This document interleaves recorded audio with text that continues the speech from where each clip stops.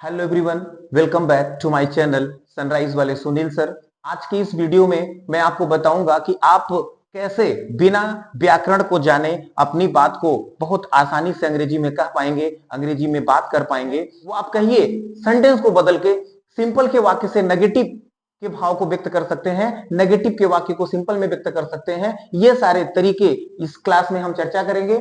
आज आपके इस वीडियो में मैं आपको बताऊंगा कि कैसे आप अपने बड़े सेंटेंस को अपने छोटे सेंटेंस में भी व्यक्त कर सकते हैं बिना उस वाक्य के बदले। तो आपका ज्यादा समय ना लेते हुए चलिए स्टार्ट करते हैं। ऐसा कब बोलते हैं? जैसे जनरली आप देखिए, हमने अभी आपसे कह दिया अजय झूठ नहीं बोलता है, ठीक है। अब संस्कार के साथ अजय झूठ बोले हैं तो संस्कार तुरंत क्या बोलेंगे? अरे सर बोलता तो है। तो क्यों लगाया आप अपनी बात में बल दे रहे हैं, दबाव दे रहे हैं, इसलिए आपने तो का प्रयोग कर दिया। तो यही चीज जब आप अंग्रेजी में बोलेंगे, जैसे हमने कह दिया वह खाना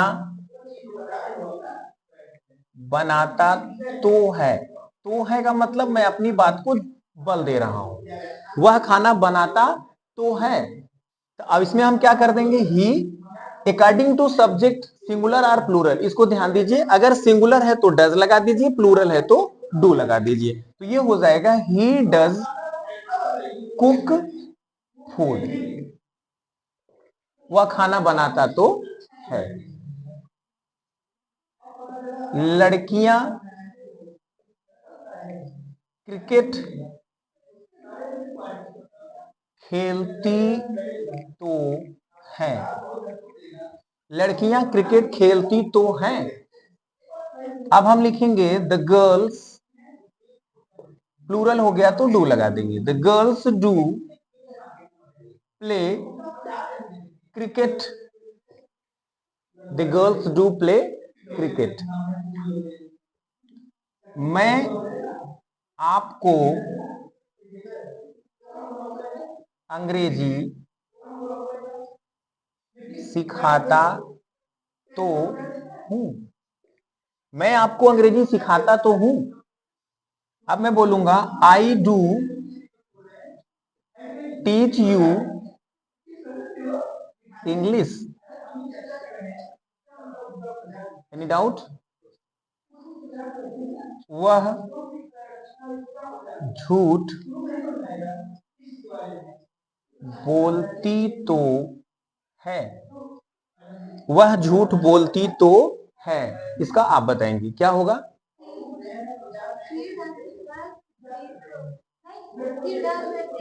ओके, ठीक है। तो इसका आप लोग भी करके दिखाएं। अब हम बात करते हैं पास्ट का। सिंगुलर और प्लूरल दोनों के साथ में आप डिड का प्रयोग कर दीजिए। हिंदी में होगा तो था। जैसे चपरासी कमरा साफ करता तो था।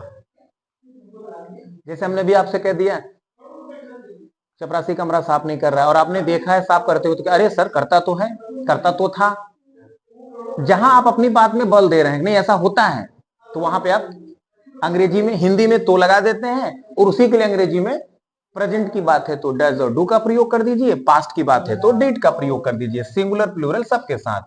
The peon did sweep the room. हम सुबह में टहलते तो थे। We did walk in the morning. Same जैसे अभी तक आप करते आए हैं वही रहेगा, समझ लीजिए, बस डिड का प्रयोग। अच्छा, एक चीज और जान लीजिए, आपको कंफ्यूजन भी नहीं होगी। क्यों नहीं होगी? क्योंकि अगर ये टेंस में सेंटेंस होता तो टेंस में आपने देखा था कि सिंपल में हम प्रेजेंट में डू डज का प्रयोग नहीं करते थे, वर्ब का फर्स्ट फॉर्म और फिफ्थ फॉर्म लगाते थे। पास्ट में हम साधारण वाक्यों में डिड का प्रयोग नहीं करते, वर्ब का सेकंड फॉर्म लगाते हैं। अगर आपके साधारण वाक्य, कभी आपने देखा कि साधारण वाक्य है, डिड का प्रयोग है, वर्ब का फर्स्ट फॉर्म, तो आप समझ जाना फोर्सफुली सेंटेंस तो था वाला सेंटेंस है ये, तुरंत आप पहचान लेंगे। कोई डाउट? किस तरह के सेंटेंस आप कर लेंगे? तो इसमें हमने आपको बताया डू डज का प्रयोग तो है के सेंस में, इसी के पास्ट भाव के लिए हम क्या प्रयोग कर देंगे? डिड का प्रयोग कर देंगे। ओके, कोई डाउट नहीं, नोट कर लें इसे। अगला, would rather than,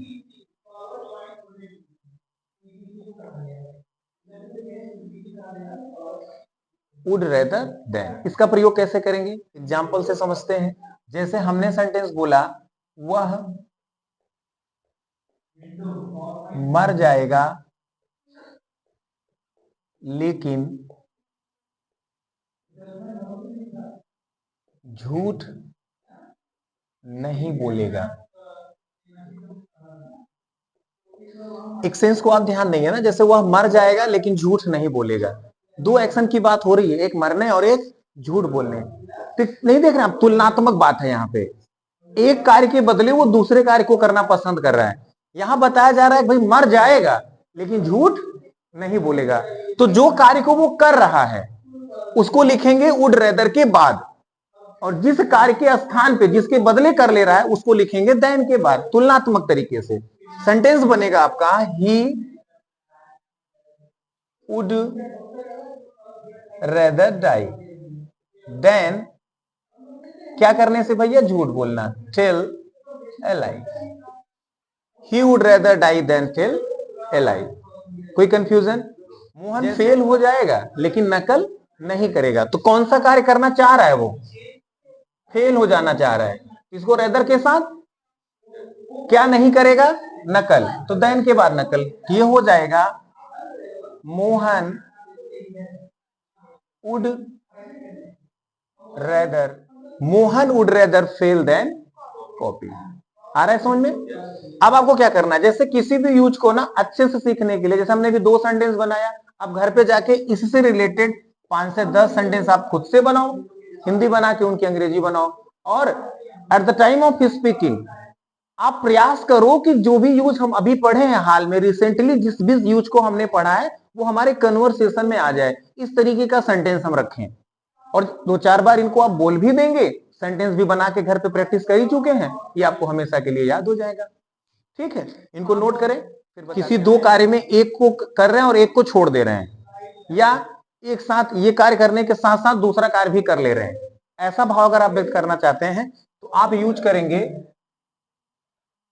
instead of, और अगर एक के साथ दूसरा भी कर ले रहे हैं तब आप लगाएंगे वहां बिसाइड्स। जैसे हमने सेंटेंस लिखा, आइए बैठ जाइए, ठीक ठीक, इंस्टीड ऑफ बिसाइड्स, तो यहां हम सेंटेंस बनाएंगे ऐसे। जैसे मान लीजिए हमने लिखा आई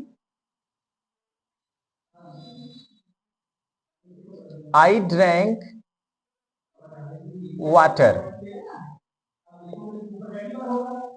instead of juice. I drank water instead of juice, इसका मतलब समझ रहे हैं? इसका मतलब ये हो गया, हमारे सामने 2 ग्लास थी, एक में वाटर था और एक में जूस था, सामने लाया गया, सर लीजिए, तो मैंने क्या कर लिया भैया, जूस को जाने दिया, हमको लगा, पता लगा कैसा जूस होगा, तो वाटर बेस्ट। तो मतलब अगर मैंने यहां पे इंस्टीड ऑफ का प्रयोग कर दिया, मींस इंस्टीड ऑफ के बाद वाला ऑब्जेक्ट के स्थान पर इंस्टीड ऑफ के पहले वाले ऑब्जेक्ट को मैंने प्रेफर किया। आई ड्रैंक वाटर, मैंने पानी पी लिया, किसको छोड़ा, जूस को। लेकिन अगर यही सेंटेंस में ऐसे लिख दूं, I drank water besides juice, अब क्या हुआ, इसका मतलब समझते हैं? अब मैंने दोनों पिया, छोड़ा नहीं भैया, पहले जूस पिया, वाटर पिया, साथ साथ बाद में जूस उठाया, समझ रहे नहीं? तो जैसे अगर 2 ऑब्जेक्ट है, एक के साथ साथ दूसरा भी आपने कर लिया है, तब आप समझ जाइएगा हमें यहां क्या लगाना है, बिसाइड। कब लगाना है, दोनों को यूज कर रहे हैं, एक को छोड़ दिया, उसके बजाय ये, इसको रहने देते हैं, तब आप क्या करेंगे, इंस्टेड ऑफ। एक आ रहा समझ में, बिसाइड्स और इंस्टेड ऑफ? कोई कंफ्यूजन? जैसे हमने सेंटेंस लिखा, ही टुक कॉफी इंस्टेड ऑफ टी, और फिर मैंने बोला he took coffee besides tea। दोनों सेंटेंस में डिफरेंसेस हैं। अब आपको बताना है क्या डिफरेंस है। पहला सेंटेंस कह रहा है he took coffee instead of tea, और दूसरा सेंटेंस बता रहा है he took coffee besides tea। क्या मतलब हुआ? अजय समझ रहे हैं आप? जैसे यहां कह रहे हैं इंस्टेड ऑफ टी का मतलब समझ रहे हैं, चाय को छोड़े हैं, चाय के पीने की बजाय क्या पी लिए? कॉफी पी ली। यहां क्या कह रहे हैं? चाय पिए गए, कॉफी भी पी लिए। कोई कंफ्यूजन? समझ रहे हैं बात को? जैसे कुछ लोग गए, वो फिक्स है भैया चलो यही करना है, इधर लगी कॉफी की स्टॉल चल रही है, उधर टी की स्टॉल चल रही है, तो अपना पहुंचे, टी को जाने दिए भैया डेली पी रहे हैं, कॉफी कभी कभी चले गए कॉफी पिए। अच्छा कॉफी पिए, तब तक पता चला अरे यार चाय बहुत अच्छी बनी है, तब अब अगले दिन आप क्या बताएंगे? अगर आपने अंग्रेजी में बोल दिया ही टुक कॉफी, आपने कहा ही टुक कॉफी इंस्टेड ऑफ टी, इसका मतलब चाय के स्थान पे हम कॉफी पी लिए थे, मतलब चाय नहीं पिए हैं। और अगर आप बोल रहे हैं ही टुक कॉफी बिसाइड टी, इसका मतलब चाय के अतिरिक्त कॉफी भी, मतलब दोनों पिए हैं। आ रहा समझ में दोनों का अंतर? तो जब भी कभी ये ऐसा मिलता है इंस्टेड ऑफ और टी, तो आप कंफ्यूज बिसाइड्स और इंस्टेड ऑफ में नहीं होंगे। आ गया समझ में? चलिए नोट करें।